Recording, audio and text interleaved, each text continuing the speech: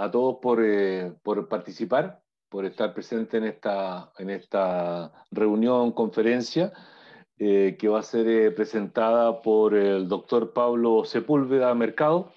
Él es hematólogo, oncólogo pediátrico y subespecialista en hemostasis y trombosis de la Pontificia Universidad Católica de Chile. Es miembro del Grupo Latinoamericano de Hemostasis y Trombosis, CLAT, y actualmente se desempeña como hematólogo a cargo del programa de hemofilia y coagulopatías del Hospital Regional de Talca. Me voy a permitir agregar, Pablo, que dado que conozco el centro donde te formaste en la PUC, Pablo, el doctor Sepúlveda, se formó, a mi juicio al menos, en el mejor centro de hemostasis y trombosis del país. Gracias, Pablo, por aceptar nuestra invitación, y tú quedas para hablar. Bueno, muchas gracias a ustedes también por la invitación.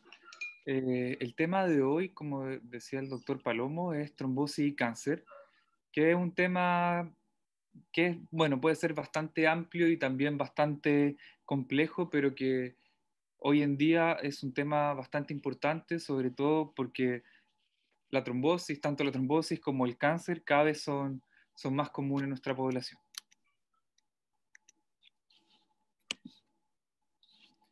Pasa la diapositiva bien, ¿cierto? Sí, está bien. Bueno, los objetivos que quiero que desarrollemos durante la presentación son describir los factores de riesgo asociados a la trombosis, principalmente al tromboembolismo venoso en pacientes con cáncer, porque podemos ver que también hay trombosis de otros tipos, tanto arteriales o coagulación intravascular diseminada, pero lo principal y lo más frecuente que vemos en los pacientes con cáncer es el tromboembolismo venoso. Entender los mecanismos y fisiopatología de la trombosis en los pacientes con cáncer y también revisar las recomendaciones según la evidencia actual, tanto para tromboprofilaxis como para también tratamiento anticoagulante propiamente tal de los eventos trombóticos en este grupo de pacientes. Bueno, como es conocido, esto no es nuevo, ¿cierto? Esto se sabe hace muchos años, hay una estrecha relación entre las neoplasias y las anomalías de la coagulación, ¿cierto? Y cuando hablamos de anomalías de la coagulación en pacientes con cáncer, nos referimos principalmente a estados de hipercoagulabilidad. Estos pacientes, como lo decía anteriormente, tienen un riesgo significativo de desarrollar eventos trombóticos, desde trombosis venosa, que es lo más frecuente, pero también considerar que también hay ciertas condiciones, medicamentos o patologías propias, comorbilidades propias de los pacientes que también los ponen en riesgo de desarrollar trombosis arteriales, y no olvidar los pacientes que también pueden cursar con síndromes sistémicos, desde una coagulación intravascular compensada hasta cuadros graves como coagulaciones descompensadas. Hasta el 20% de todos los tromboembolismos venosos ocurren en pacientes con cáncer, y el riesgo de desarrollar este evento es de 4 a 7 veces superior, y es la segunda causa de muerte en pacientes con cáncer luego del cáncer propiamente tal. O sea, es una causa importante también de mortalidad en este grupo de pacientes. Si vemos la sobrevida en trombosis y cáncer en el grupo que tiene ambas condiciones, vemos que hay una probabilidad mucho más alta de mortalidad versus si lo comparamos en solamente los pacientes que tienen solo cáncer o tienen solamente tromboembolismo venoso central. O sea, perdón, eventos tromboembólicos. También, si vemos la sobrevida, podemos ver que hay una asociación también importante con cáncer, de cáncer y tromboembolismo al momento de diagnóstico, que se mantiene principalmente durante el primer año del diagnóstico. Hay factores de riesgo, ¿cierto?, que lo podemos asociar tanto al paciente, al cáncer y al tratamiento propiamente tal. Del paciente vamos a desglosar un poco la edad, que también es conocido que a mayor edad también hay mayor riesgo de presentar eventos tromboembólicos. En cuanto al sexo, podemos ver que es mucho más frecuente el tromboembolismo venoso en mujeres, no así la trombosis arterial, perdón, que es más frecuente en hombres. La raza, esto es un poco controvertido, hay estudios que no han mostrado diferencias significativas, pero también hay otros estudios que refieren que es mucho más frecuente la trombosis o sea, claro, la trombosis en raza negra versus, por ejemplo, asiática, que tendrían mayor eh, eh, prevalencia de eventos tromboembólicos. En cuanto a comorbilidad, también es conocido, por ejemplo, no es lo mismo tener un paciente que aparte tenga, no sé, una enfermedad cardiovascular, una trombofilia conocida, que tenga una infección como una neumonía o algo reciente que también aumenta el riesgo de desarrollar trombosis. La movilidad también es un factor conocido, tanto para pacientes sin cáncer como para pacientes con cáncer, pero todos sabemos, ¿cierto?, que esto aumenta de forma significativa el riesgo, sobre todo después de 3 días de inmovilidad, por ejemplo, que se ha estudiado en pacientes con hospitalizaciones de más de 3 a 4 días. Y la historia previa de haber tenido un evento tromboembólico que aumenta de forma significativa. De hecho, hay publicaciones que hablan que aumenta hasta 7, 10 veces más riesgo solamente por el hecho de haber tenido una trombosis previamente. Ahora, si lo vemos el cáncer, y esto lo vamos a desglosar un poco más también, el sitio es distinto. Por ejemplo, hay lugares, ¿cierto?, o órganos, afectaciones de órganos que tienen mayor prevalencia de trombosis, como en el caso del cáncer de páncreas, el cáncer de pulmón, el cáncer de tracto gastrointestinal. ¿Ya? El estadio también está súper estudiado y a mayor estadio también se asocia a mayor riesgo de trombosis, y la histología, esto también ha sido un poco controvertido, pero se ha visto que hay ciertos tipos histológicos que tendrían mayor prevalencia, como es el caso de los adenocarcinomas productores de mucina, que se encuentran principalmente a nivel de pulmón o tracto gastrointestinal, y el tiempo de diagnóstico. Ya, y esto también está demostrado que mientras más reciente el diagnóstico de cáncer, hay un mayor riesgo de eventos tromboembólicos, que hay publicaciones que dicen que se mantiene durante los 3 a 6 primeros meses, pero hay otras que dicen que se mantendría el riesgo hasta el año, ¿ya?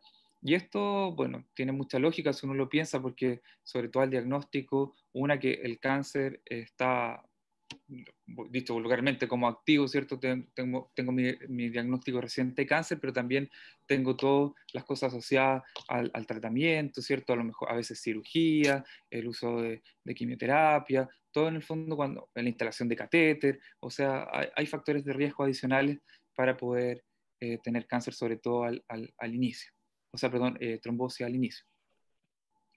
Y en cuanto al tratamiento, ¿cierto? La hospitalización es prolongada, la cirugía, ¿cierto? Sobre todo cirugía, ya la cirugía per se es un riesgo de desarrollar trombosis, pero imagínense el riesgo en un paciente que además tiene cáncer, sobre todo si nos referimos a cirugía a nivel abdominal.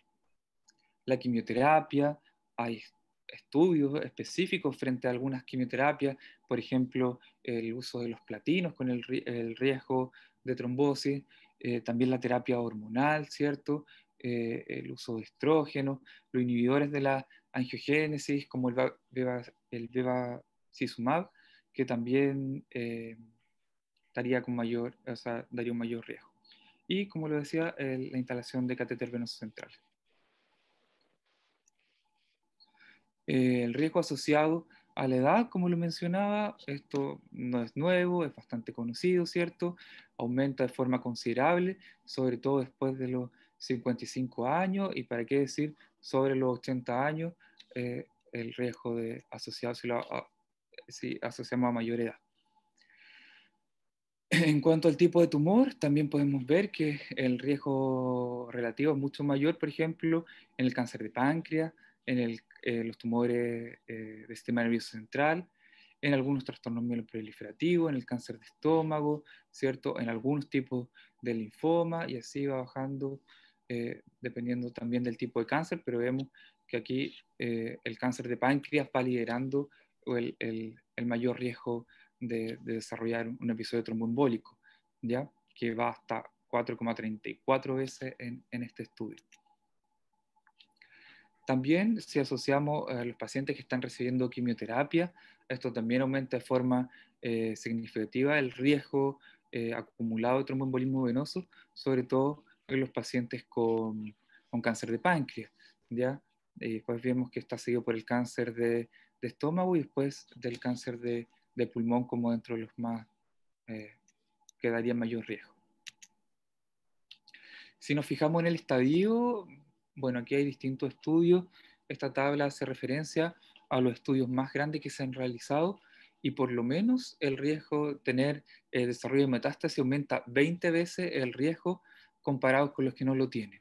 ¿Ya? Si vemos que un paciente cierto tiene cáncer y tiene desarrollo de metástasis, por lo menos se asocia, hay estudios que dicen 20 veces más riesgo, pero incluso este otro estudio que salió, este era de un estudio danés y este fue un estudio posterior que hablaba incluso 58 veces más riesgo en los pacientes que tenían metástasis. Ahora se han intentado hacer modelos predictivos, como el famoso score de Corana. Lo menciono porque es uno de los más conocidos, que va sumando un puntaje, ¿cierto? Y los mayores igual de 3 tendrían alto riesgo, serían pacientes de alto riesgo de hacer un evento tromboembólico, ¿ya? Lleve, por ejemplo, el sitio de cáncer, ¿ya? Que pone de muy alto riesgo el cáncer de páncreas y el cáncer de estómago, y de alto riesgo pulmón, linfoma ginecológico, vejiga y testicular. Ahora hay que ser bien cuidadoso porque el score de Corana es, bueno, es un buen score para cierto tipo de tumores sólidos, pero también ha demostrado no ser tan bueno, por ejemplo, en los linfomas, ¿ya? Y de hecho se han hecho scores específicos para el linfoma para establecer el riesgo de tromboembolismo venoso. También en este score, perdón, se considera el recuento plaquetario, ¿cierto? Mayor de 350.000 previo al inicio de quimioterapia, que los pacientes tengan anemia, en este caso hemoglobina bajo 10, o uso de los factores estimuladores de la eritropoyesis, como es el caso de la eritropoyetina, que se ha visto que el uso de eritropoyetina también es un factor de riesgo para el desarrollo de trombosis, ¿ya? Aquí también considera el recuento de leucocitos mayor a 11.000, y el índice de masa corporal, que también todos conocemos, ¿cierto? Que esto sería obesidad mórbida, también es ya por per se también un riesgo, da un riesgo de desarrollar eventos tromboembólicos. Quise poner este estudio del año 2019, que habla del score de Corana para la predicción de tromboembolismo venoso en pacientes con cáncer. Es una revisión sistemática y metaanálisis. Y bueno, si bien logra, se asocia, por ejemplo, bajo, ahí se corrió el 5 correspondía a bajo, eh, los riesgos bajo, intermedio o alto, tiene una asociación en el fondo con el mayor riesgo de eventos tromboembólicos. Vemos que la proporción de todos los eventos tromboembólicos totales en el grupo de alto riesgo fueron solo 23,4%. O sea, hay un porcentaje que también quedó fuera y que no fue identificado. Ahora yendo un poco más a la fisiopatología, y siempre es bueno recordar a Virchow, la triada de Virchow, ¿cierto? La mayoría de estos pacientes tienen múltiples causas de desarrollar trombosis, de hecho sigue como un modelo de causa multifactorial, ¿cierto? Porque, bueno, podemos ver que ya tienen hipercoagulabilidad dado por la propia malignidad, ¿cierto?, del cáncer. Vemos que a mayor edad también hay mayor riesgo de cáncer, ¿cierto? Y estos pacientes generalmente tienen edades más avanzadas. Y hay factores de riesgo también, si sumamos, pueden haber factores de riesgo hereditarios a que los pacientes tengan estos estados de hipercoagulabilidad.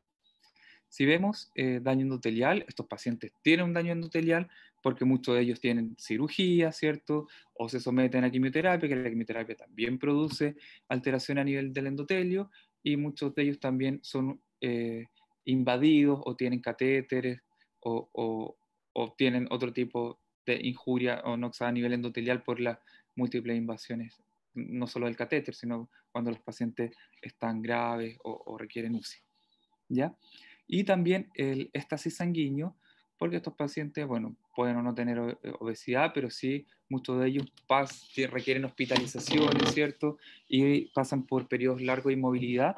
Y sí vemos también algunos pueden tener otras patologías asociadas, no sé, insuficiencia cardíaca congestiva, que también puede contribuir. Estos son ejemplos que estoy dando, ¿cierto? Pero porque podríamos nombrar muchos más ejemplos para cada grupo, tanto para hipercoagulabilidad, daño endotelial o estasis sanguíneo, pero podemos ver que son múltiples los factores que van a aumentar el riesgo de trombosis en este grupo de pacientes. Ahora vemos que, ¿no es cierto?, si tenemos nuestro paciente, vamos a tener factores extrínsecos, ¿cierto?, que van a contribuir al riesgo de trombosis, pero también hay factores del propio tumor que van a aumentar la hipercoagulabilidad, ¿ya? Y también de la misma coagulación que van a hacer progresión del tumor, ¿ya? Y eso también habla de los nuevos conceptos que se están utilizando, tanto de trombosis asociada a cáncer o cáncer asociado a trombosis, ¿ya? Porque se ha visto que también la coagulación juega un rol tanto para el desarrollo de metástasis como también para la angiogénesis. Entonces podríamos decir que es como un círculo vicioso de manera así como muy global. En cuanto a las células tumorales, ¿cierto? Tienen varios mecanismos que contribuyen al cáncer. Tenemos que hay expresión de proteínas hemostáticas por las células tumorales, ¿ya? Hay micropartículas procoagulantes, hay citoquinas preinflamatorias y hay factores que son proangiogénicos, ¿ya? También la célula tumoral puede producir expresión de moléculas de adhesión y también activación de la coagulación en el huésped, que vamos a ver esto un poco más en detalle. Y puse este esquema para ir desglosándolo. Principalmente vamos a ver los que son los factores procoagulantes que producen las células tumorales, las moléculas de adhesión y también los mediadores que son solubles y cómo estos van a contribuir a la fisiopatología de la trombosis. Entonces, en cuanto a los factores procoagulantes, tenemos ahí en nuestro esquema que es bien didáctico, tenemos nuestra célula tumoral, ¿cierto? Que se ha visto que estas son capaces de expresar factor tisular, y si recordamos la teoría celular de la coagulación, ¿cierto? Vemos que el factor tisular es clave para el inicio de la coagulación, ¿cierto? Parte de la iniciación, produce pequeñas cantidades de trombinas que van a llevar luego a una amplificación y luego una propagación, finalmente pudiendo hacer nuestra coagulación efectiva, ¿cierto? El factor tisular juega un rol clave en el inicio de la coagulación y las células tumorales son capaces de expresarlo. Así que ya tenemos ahí un factor que está contribuyendo. Tenemos también que las células tumorales son capaces de producir podoplanina, que la podoplanina tiene la capacidad de activar y agregar plaquetas, principalmente mediante su unión al receptor CLEC2 de las plaquetas.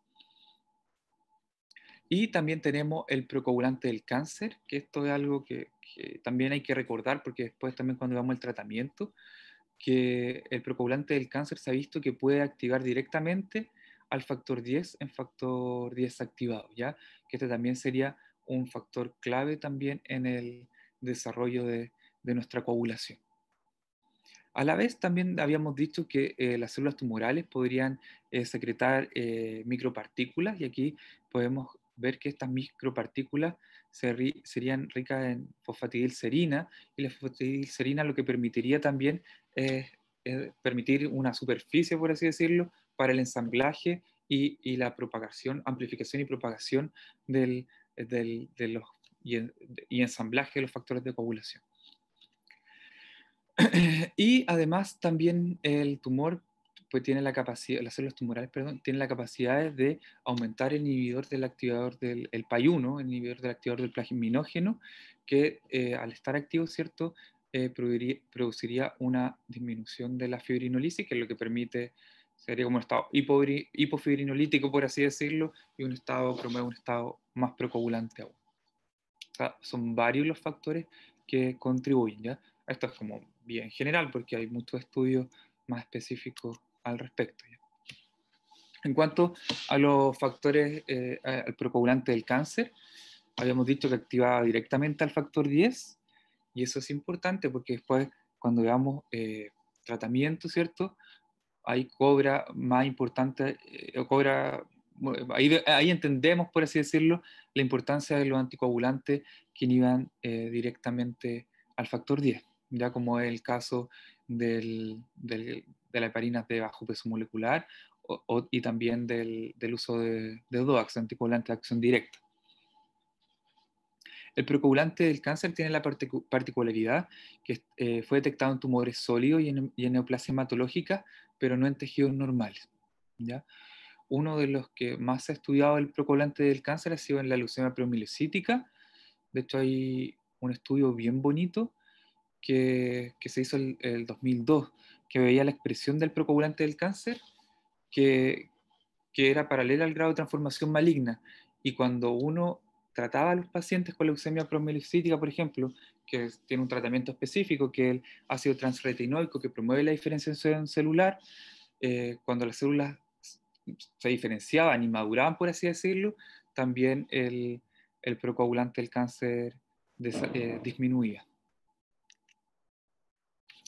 Siempre pongo, me gusta el ejemplo de la leucemia promielocítica, porque, bueno, todos sabemos que una de las leucemias que más alteraciones de coagulación tiene, ¿ya?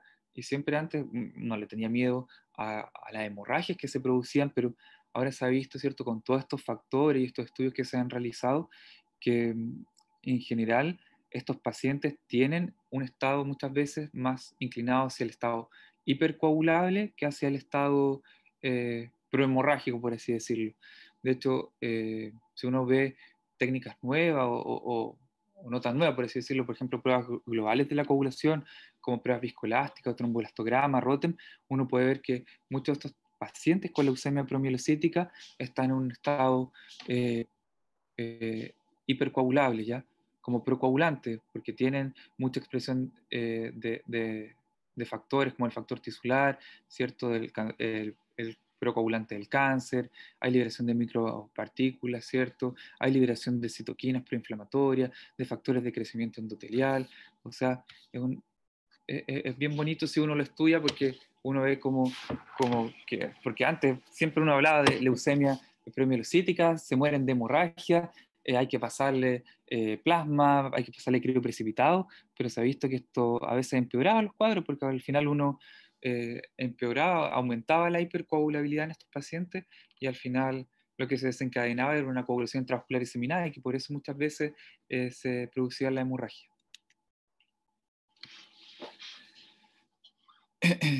En cuanto a las micropartículas procoagulantes, son vesículas de membrana. Las vesículas de membrana tienen altas concentraciones de fosfatidilcerina, procoagulante y factor tisular. Hay unos síndromes tipo coagulación intravascular diseminada en ratones después de la inyección de las micropartículas y se describen en mayor proporción en las células plásticas y también en otras de la leucemia promielocítica y también de otras leucemias mieloide agudas. En cuanto al efecto sobre otras células no tumorales, se ha visto que las células neoplásicas también interaccionan con otras células y principalmente con células vasculares, ¿ya? Células endoteliales, plaquetas, leucocitos, ¿ya? Y se ha visto que hay mecanismos principales que activan el potencial procoagulante que incluyen la liberación de citoquinas inflamatorias, hay factores proangiogénicos, perdón, y también hay agonistas de agregación de las plaquetas. Y esto es lo que mencionaba anteriormente, también la capacidad de expresar moléculas de adhesión superficial. Y esto es lo que vamos a ver ahora. Entonces, vamos ahí, vimos que la célula ya producía muchos factores procoagulantes, ¿cierto? Y ahora brevemente vamos a revisar cuáles son las moléculas de adhesión y los mediadores solubles que también se producen. En cuanto a mediadores solubles, citoquinas proinflamatorias más conocidas, ¿cierto? TNF-alfa, interleuquina 1 beta, que producida por un proceso reactivo del huésped en relación a la lesión tumoral y por las mismas células neoplásicas y tienen una regulación positiva del factor tisular y una regulación negativa de la expresión de trombomodulina, ¿ya? O sea, estaría promoviendo todo el rato a un estado de hipercoagulabilidad. Entonces podemos ver que las citoquinas también estimulan la producción endotelial del inhibidor de la fibrinolisis, ¿cierto? Del PAI-1, ¿cierto? Que habíamos dicho que si hay aumento del PAI-1, vamos a estar como disminución de la fibrinolisis, que sería un estado también procoagulante. Entonces pasa de un endotelio normal, que es un endotelio con actividad anticoagulante, a un endotelio que está en un estado procoagulante, protrombótico, por así decirlo. En cuanto a los factores proangiogénicos, el más conocido es el factor de crecimiento endotelial vascular, ¿cierto? Hay una angiogénesis que induce el propio tumor, ¿cierto? Y también promueve factores quimiotácticos para macrófagos y también induce factores procoagulantes de los monocitos y las células endoteliales. Hay un rol descrito en la activación de la coagulación, inflamación, trombosis, progresión tumoral y metástasis. Una de las moléculas de adhesión más estudiadas son las P-selectina, ¿cierto? Que tiene un rol principalmente en la adhesión celular expresada por la célula endotelial estimulada y también las plaquetas activadas, y nos encontramos con dos tipos de agregación. Puede haber una agregación heterotípica, que son plaquetas, células neoplásticas y células endoteliales, o puede ser una agregación homotípica, que es solamente dada por las plaquetas.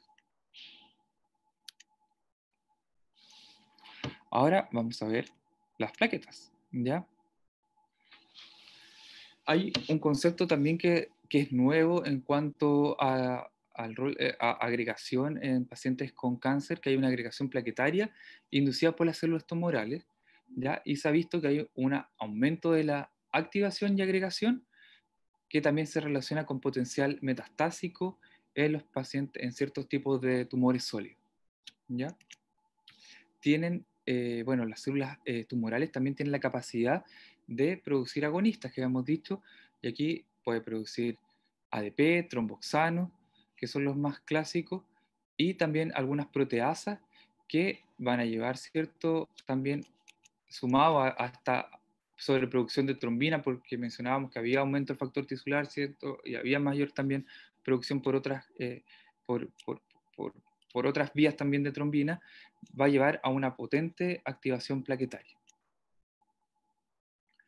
La podoplanina, que habíamos dicho que también servía para activar las plaquetas, fue descrita inicialmente en células tumorales cerebrales y después se vio que también estaban también en otro tipo de tumores sólidos, pero el rol principal, como lo decía, es que se unen a nivel de los receptores CLEC2 de las plaquetas y permitiría activación y agregación plaquetaria.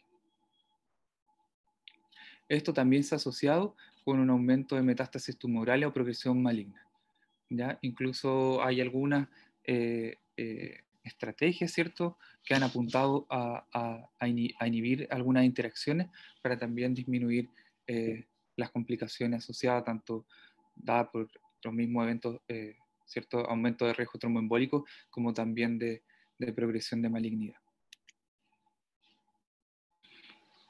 Y finalmente, ¿cierto?, porque no lo había mencionado antes, pero hemos visto que hay muchos factores propiamente tal, como, o sea, propiamente del tumor, que llevan al aumento de un estado protrombótico, pero lo que no habíamos revisado, ¿cierto?, eran los neutrófilos, ¿ya? Y los neutrófilos también juegan un rol en el aumento de riesgo tromboembólico, ¿ya?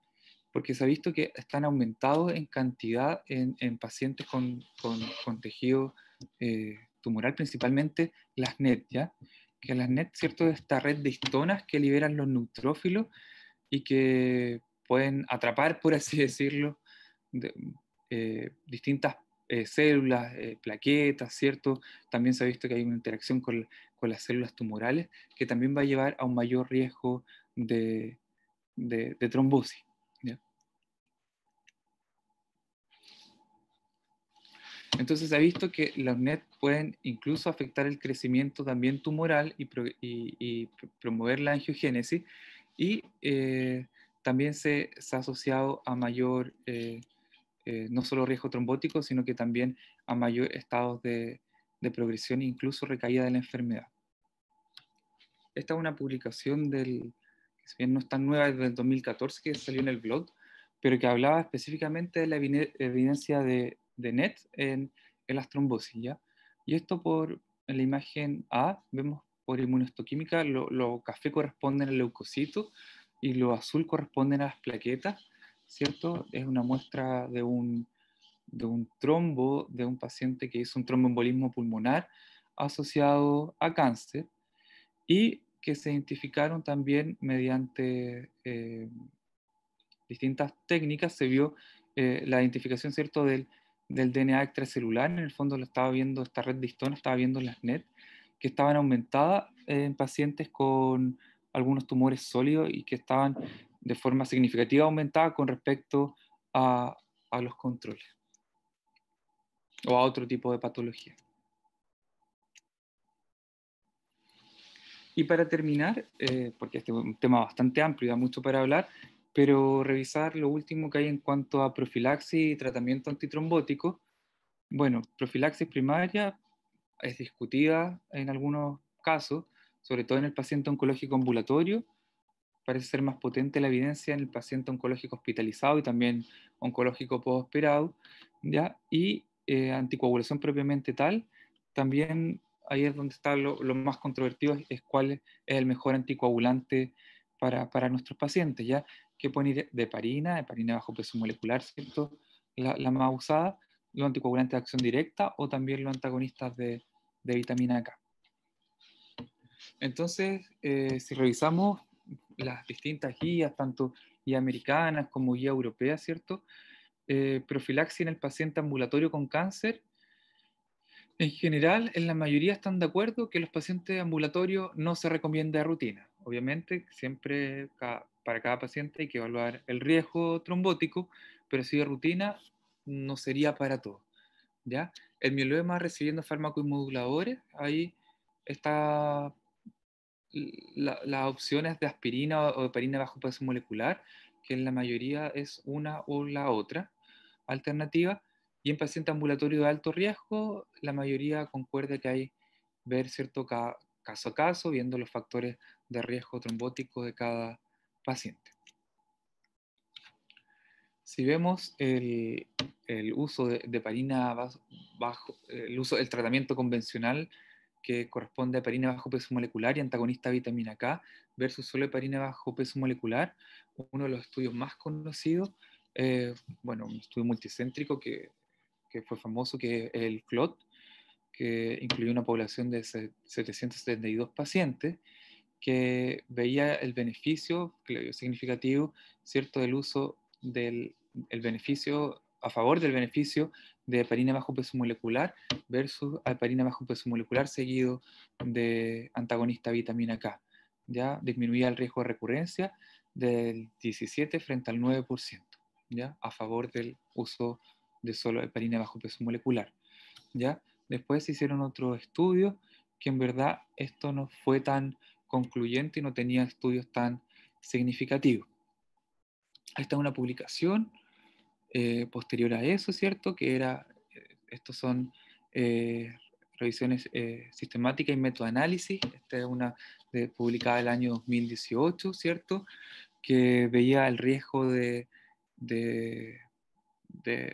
recurrencia de eventos tromboembólicos, ¿cierto? En pacientes que usaban heparina bajo peso molecular y antagonista vitamina K, y se vio, ¿cierto? Se inclinaba hacia a favor de heparina bajo peso molecular versus los antagonistas de vitamina K en disminuir, en el beneficio de disminuir los eventos tromboembólicos. En cuanto al sangrado, no hubo diferencia significativa uno versus otro. Si lo comparábamos con el riesgo de recurrencia de los pacientes que ocupaban anticoagulantes de acción directa versus heparina bajo peso molecular, aquí sí no se logró establecer una diferencia significativa. De hecho, claro, impresiona que fuera como se inclinara un poco hacia los DOAC, pero finalmente no logra ser significativo, o sea, no habría beneficio de DOACs versus heparina de bajo peso molecular en la recurrencia, y lo mismo también en cuanto al riesgo de sangrado. Esta otra publicación, un poco más reciente, del año 2020, que veía la eficacia y seguridad de los anticoagulantes de acción directa en prevención secundaria en los pacientes que habían desarrollado trombosis. Y ahí se incluyen los estudios más nuevos, por eso pongo esto, porque la anterior era como los estudios, los primeros que se habían hecho, las revisiones sistemáticas.